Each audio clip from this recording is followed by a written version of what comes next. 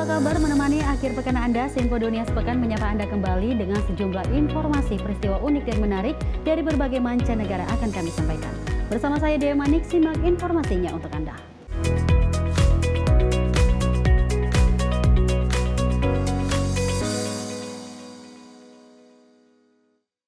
Kita awali informasi berikut ini, pemirsa. Donald Trump menggaungkan revolusi akal sehat dalam pidato pelantikannya pada 20 Januari waktu Amerika Serikat. Pengangkatannya sebagai presiden ke-47 menandai kebangkitan kembali karir politiknya setelah kekalahan dalam waktu pemilu 2020. Donald Trump resmi diambil sumpahnya sebagai presiden ke-47 Amerika Serikat. Dalam pidatonya, Trump mengajak dimulainya apa yang disebut sebagai revolusi akal sehat, termasuk mengakhiri imigrasi secara ilegal.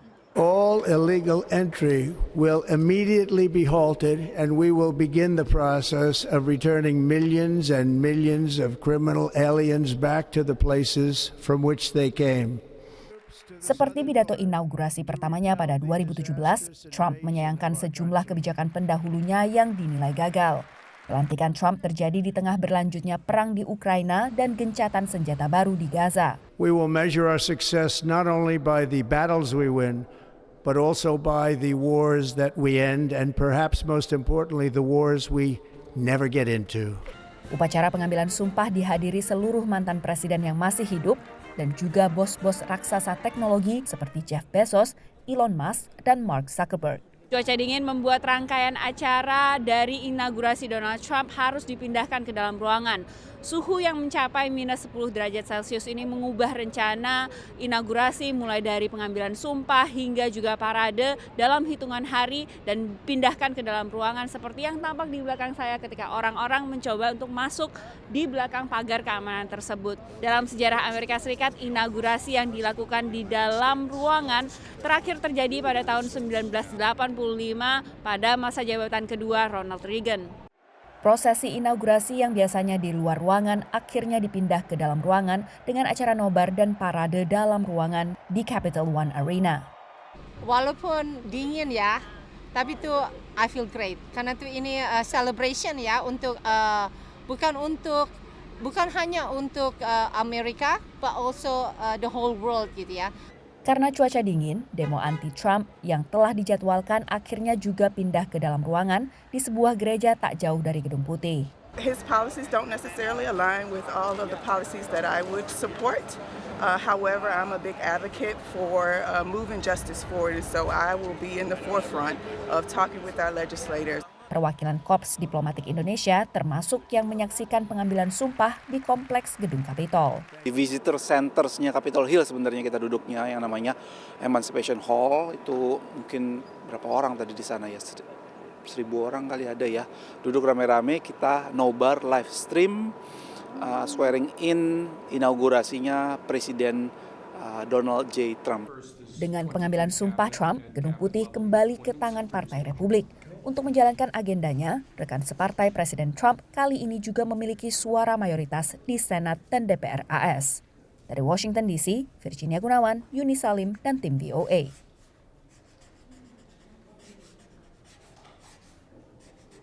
Pemirsa, pemerintah Nairobi berusaha mengatasi polusi udara yang semakin parah di ibu kota Kenya.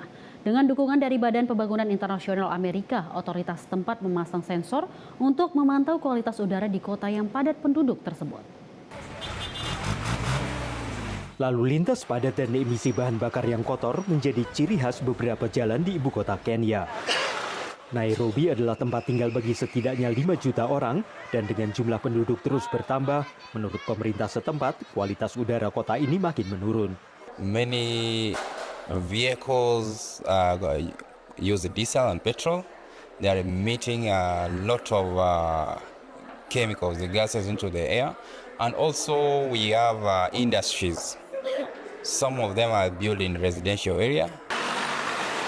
Pedagang seperti Yunis Juli di Nairobi menanggung beban terberat dari situasi ini. Menurutnya, ia sering jatuh sakit, dan ia yakin itu karena udara kotor yang ia hirup setiap hari. Recently, I had a coughing issue. I was coughing very seriously. I had to go to a hospital to be checked. Yeah, I was under medication for a whole week. The highest being Situasi ini mulai ditangani pihak berwenang di Nairobi.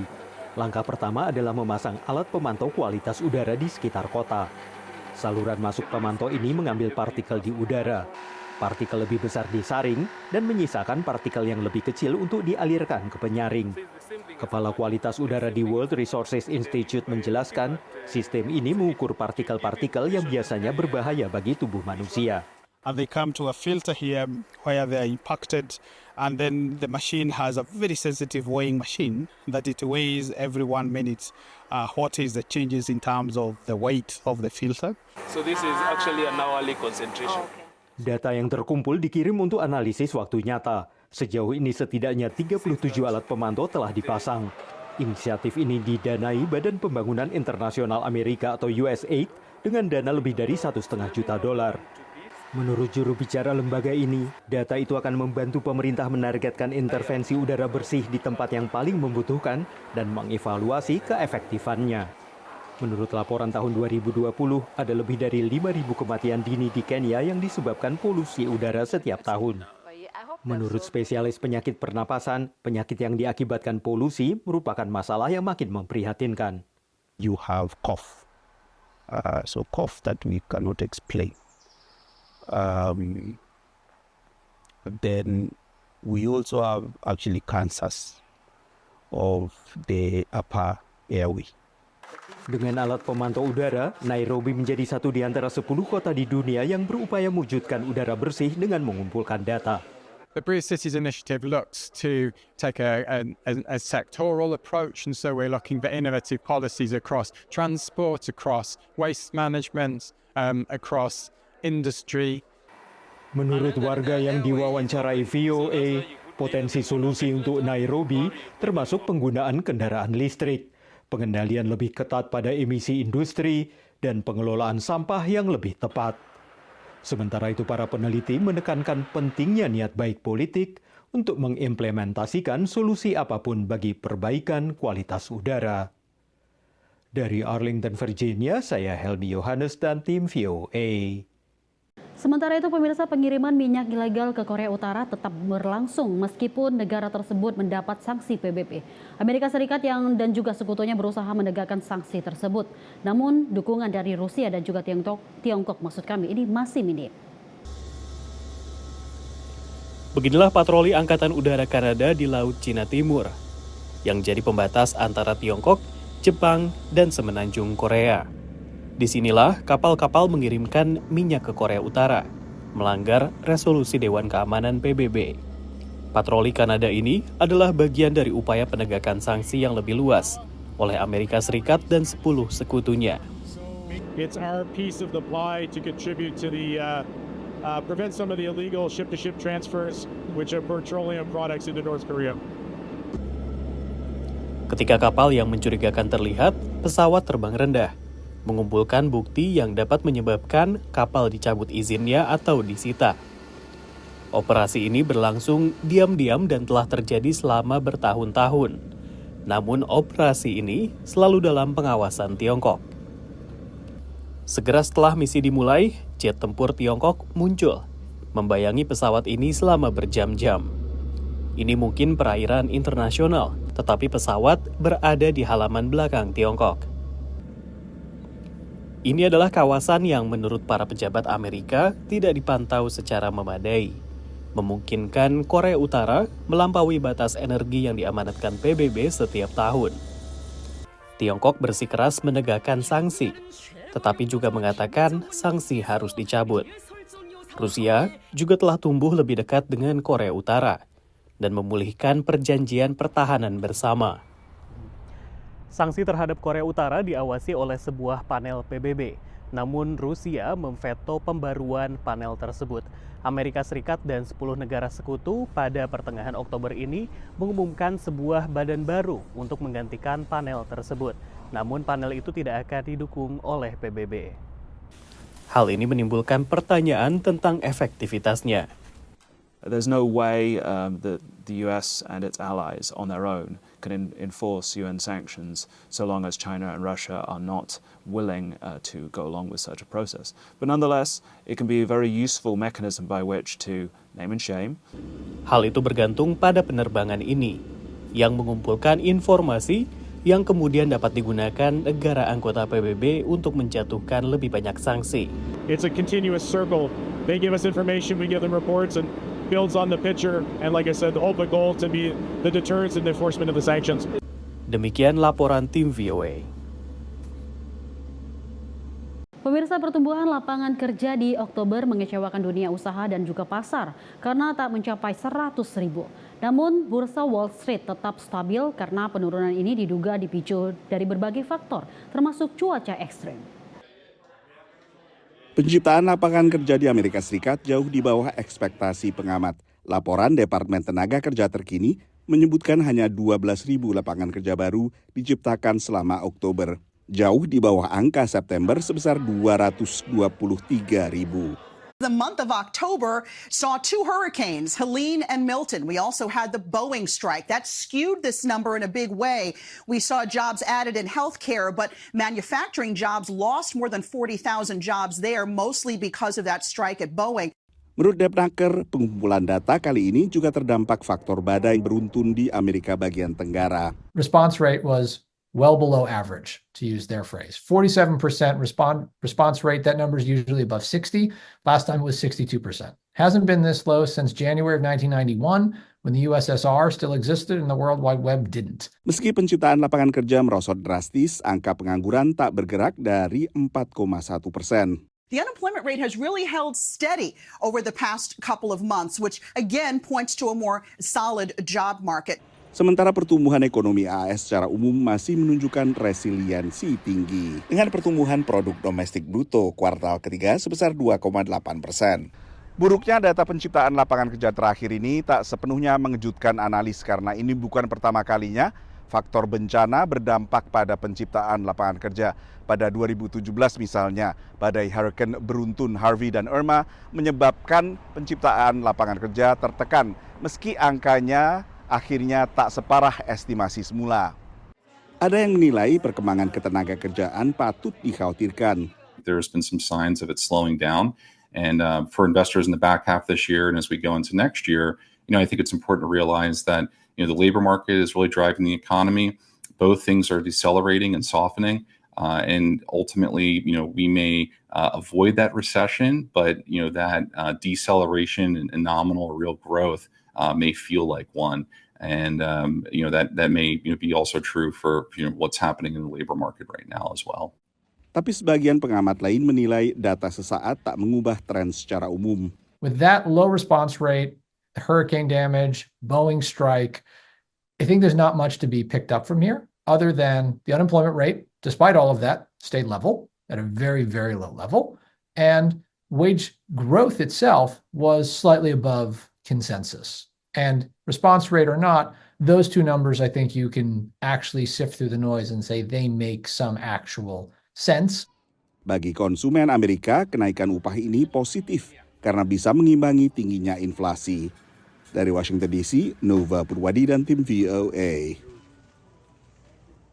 Anda kembali menyaksikan Sinpo Dunia Sepekan. Kita lanjut informasi. Tempat parkir Santa Anita di distrik Arcadia diubah sementara menjadi posko pengungsi bencana kebakaran di Amerika Serikat saat ini. Adapun posko ini menjadi pusat donasi kepada korban kebakaran, mulai dari pakaian, makanan hingga bantuan lainnya. Rekaman yang diambil pada hari Minggu hanya beberapa kilometer di selatan kebakaran Eaton menunjukkan sebuah pusat donasi sementara di daerah Los Angeles yang dipenuhi dengan barang-barang bantuan, termasuk palet berisi air minum dalam kemasan, pakaian, dan kios makanan. Warga terlihat berjalan melintasi lokasi dan mendapatkan bantuan dari para relawan. Pihak berwenang di Santa Anita Park menyatakan bahwa mereka telah menunda pacuan kuda selama akhir pekan ini untuk memfasilitasi upaya donasi yang telah membantu ribuan orang dalam proses pemulihan lebih awal. Acara donasi tersebut diperkirakan berlangsung hingga Rabu lalu. Dari Jakarta, tim redaksi Sinpo TV. Buntut pernyataan Wali Kota Los Angeles soal pemotongan anggaran jadi alasan pemadam bencana yang tak kunjung reda. Kepala Damkar Los Angeles memastikan kesiapannya dalam bencana berikutnya yang akan datang. Kepala Pemadam Kebakaran Los Angeles memperingatkan bahwa wilayah ini belum aman karena Wali Kota Karen Bass menolak mengakui bahwa pemotongan anggaran telah menyebabkan masalah sementara kebakaran hutan terus melanda California pada Senin lalu. Menurutnya, ketika kita melewati periode ini, ia menegaskan fokusnya adalah mempersiapkan diri sebagai kota untuk masa depan. Again, thank you to the community members that are out there for remaining vigilant. We're not in the clear. I want to make sure of that. We are not in the clear as of yet, and we must not let our guard down. As we have right now extreme fire behavior, and we need to make sure that the community is staying updated with the most information, updated information as well. Follow all evacuation warnings and orders without delay. And please stay safe. Dari Jakarta, tim redaksi Sinpo TV. Dan kita lanjut informasi berikut ini, pemirsa. Ribuan umat beriman mulai memadati kawasan Prayaraj di distrik Uttar Pradesh, India pada Senin lalu untuk melangsungkan rendaman suci untuk festival Langkah. Adapun pada perayaan ini, wisatawan luar negeri menyebut upacara ini melalui promosi langsung oleh Perdana Menteri India Narendra Modi. Rekaman menunjukkan para penganut agama mandi di air suci menyalakan lampu minyak dan berdoa di sepanjang tepi sungai. Para pendeta memberikan berkat dan menandai dahi dengan 3 garis, sementara unit patroli berkuda mengawasi kerumunan.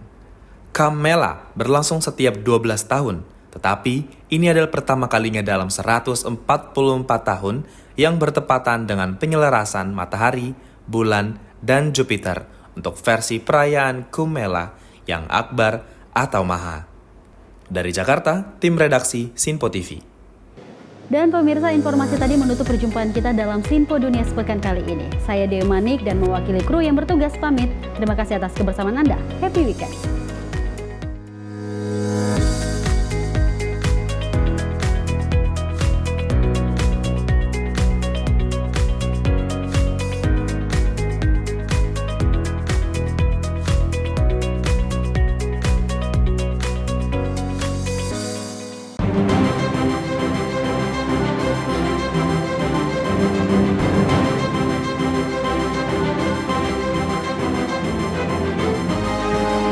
Sinpo TV, News, Sport, Entertainment.